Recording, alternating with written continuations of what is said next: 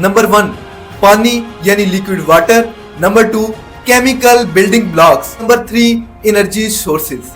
दोस्तों ये तीनों चीजें यूरोपा पर मौजूद। तकरीबन 200 किलोमीटर तक वाटर प्लम्स निकलते हैं। ऐसा हम इसलिए भी अंदाजा लगा सकते हैं कि 1977 में जमीन पर भी हाइड्रोथर्मल वेंट्स के आसपास ही लाइफ मौजूद। जो इंस्ट्रूमेंट लगाए गए हैं उनमें ice penetrating radar, spectrometer, magnetometer और थर्मल कैमरास शामिल।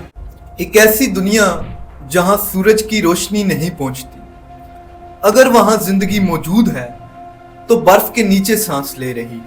ये दुनिया है यूरोपा, जुपिटर का एक छोटा सा चांद। तकरीबन 4.5 बिलियन साल पहले छोटे छोटे चांद बने जिनमें लो, यूरोपा, गैनेमेड और कैलेस्ट्रो शामिल। यूरोपा का साइज हमारे चांद के 90% के बराबर है। इस पर कोई पहाड़ नहीं है, लेकिन इस पर पाया जाने वाला समंदर जमीन के समंदर से 2 गुना ज्यादा है। यहाँ का टेम्परेचर -1 सेंटीग्रेड से -220 सेंटीग्रेड तक है। हवा यहाँ पर बिल्कुल भी नहीं पाई जाती।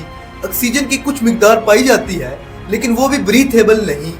ये जगह मौत है, लेकिन फिर भी हमारी सबसे बड़ी उम्मीद यही जगह है।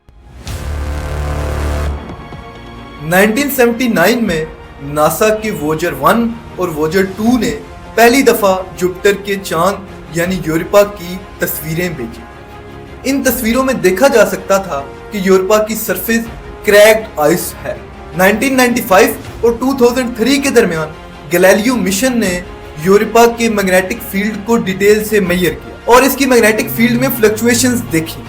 ये फ्लक्चुएशंस तब होती हैं जब नीचे लिक्विड वाटर यानी पानी पाया जाता। यूरोपा के आइस शेल की थिकनेस तो 15 से 20 किलोमीटर है, लेकिन इसके नीचे पाए जाने वाला ग्लोबल ओशन 60 से 160 किलोमीटर के दरमियान है।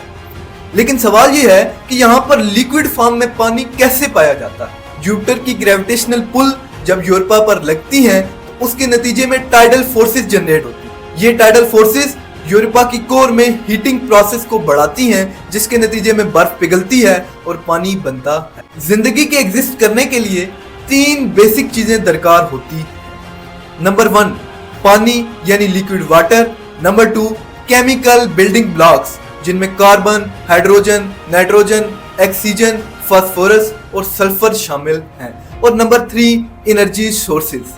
दोस्तों ये तीनों चीजें यूरोपा पर मौजूद।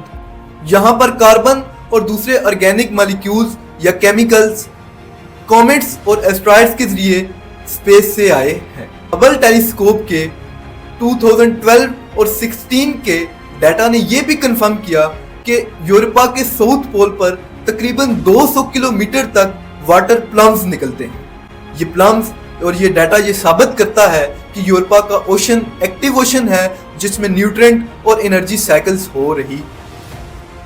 दोस्तों अंदाजा ये लगाया जाता है कि जुपिटर की टाइडल फोर्सेस और यूरोपा के रॉकी कोर के दरमियान इंटरेक्शन होता है। इस इंटरेक्शन के नतीजे में हाइड्रोथर्मल वेंट्स बनते होंगे और ये वेंट्स एनर्जी रिलीज करते हैं। ये वेंट्स केमिकल रिएक्शंस करते हैं और उसके नतीजे में लाइफ की साइकिल चल पाती होगी। यानी जिंदगी वहां पर बिना सनलाइट के सिर्फ केमोसिंथेसिस प्रोसेस पर भी सर्वाइव कर पाती होगी। ऐसा हम इसलिए भी अंदाजा लगा सकते हैं कि 1977 में जमीन पर भी हाइड्रोथर्मल वेंट्स के आसपास ही लाइफ मौजूद थी, जो कि मैक्रोव्स और दूसरे अजनबी क्रिएचर्स की फॉर्म में पाई गई थी। बिल्कुल ऐसा एनवायरनमेंट ही यूरोपा का है। इसका मतलब है कि वहां जिंदगी के चांसेस बहुत ज्यादा हैं। वहां पर लाइफ के पहले कैंडिडेट माइक्रोब्स ही हो सकते हैं, जो कि हाइड्रोजन सल्फाइड और मीथेन से एनर्जी लेते होंगे। शायद यूरोपा के समंदरों में एवोल्यूशन स्लो होता होगा, लेकिन टाइम तो उन्हें भी 4 बिलियन से ज्यादा ही मिला है। एक और इंटरेस्टिंग चीज ये है कि यूरोपा की सरफेस पर डेडली रेडिएशंस पाई जाती है। ये रेडिएशंस जुपिटर के मैग्नेटोस्फीयर से बम्बार्ड होने वाले इलेक्ट्रॉन्स हैं। सरफेस पर वाटर मॉलिक्यूल्स को तोड़ती हैं और हाइड्रोजन और ऑक्सीजन को अलग करती हैं। हाइड्रोजन तो दोस्तों एस्केप कर जाता है, लेकिन ऑक्सीजन और ऑक्सीडेंट आइस में ट्रैप हो जाते हैं। ये ऑक्सीडेंट आइस में सीप होके ओशंस तक पहुंचते हैं और वहां डिफरेंट फॉर्म ऑफ लाइफ को एनर्जी देते हैं। ये हमारा अंदाजा है, लेकिन ये इसलिए है क्योंकि जमीन पर भी अंटार्कटिका में रोस आइस शेल्फ के नीचे बिल्कुल ऐसे ही इकोसिस्टम मिले हैं।